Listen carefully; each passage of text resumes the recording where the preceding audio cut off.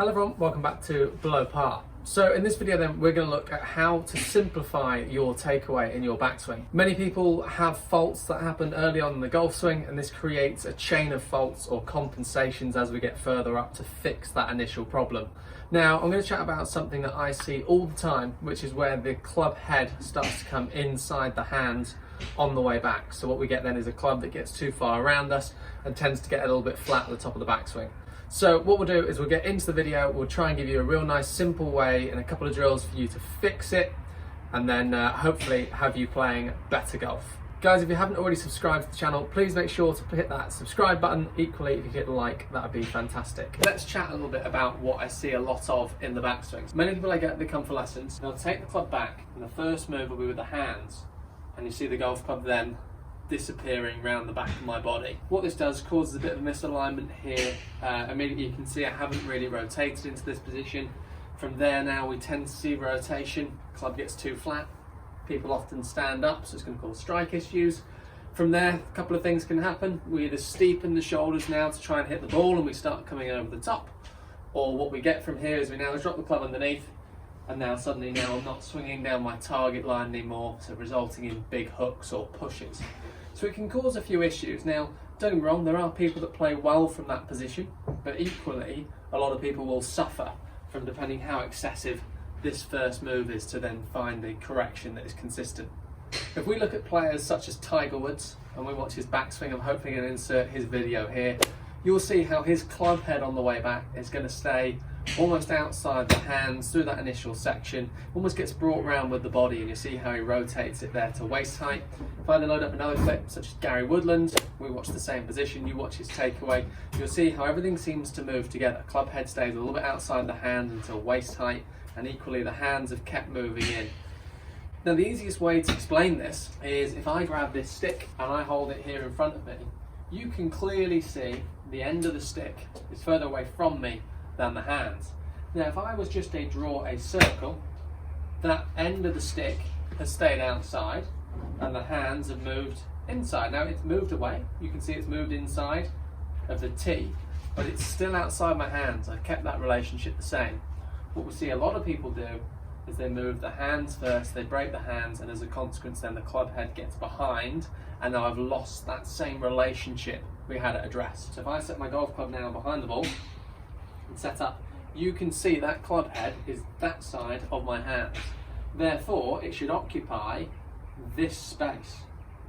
See how it's coming back almost towards you, towards the camera, and now it's in alignment here, rather than the first move being with the hands. So that's what we're trying to achieve. We're trying to get the club keeping a little bit more out in front of the hands, and it's allowing you then to turn, and notice now the hands get a little bit higher at the top rather than being low behind me. So what I'm going to do now is I'm going to feel I'm moving the hips, I'm going to turn the hips, and that's a really important point.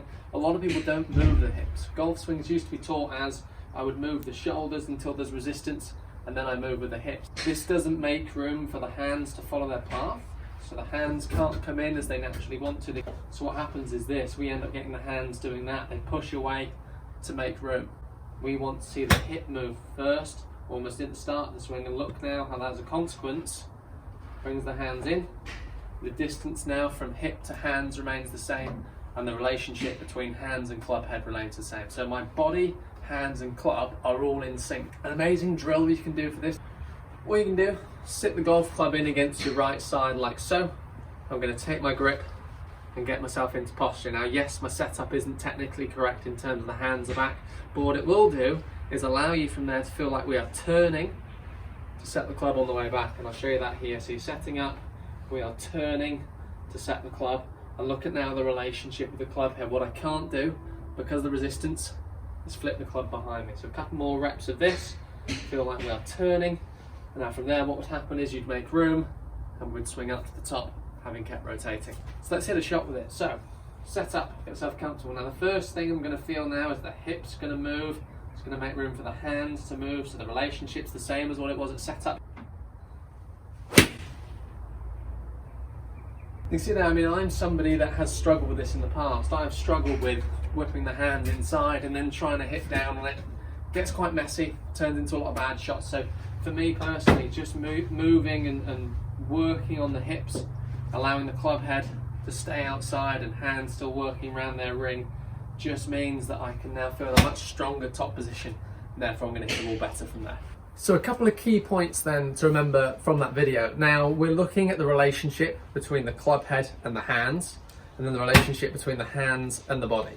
So we want to keep the relationship the same, allowing us to keep the swing nice and consistent. So what we have is the club head is in front of the hands, and therefore it must stay there on the takeaway.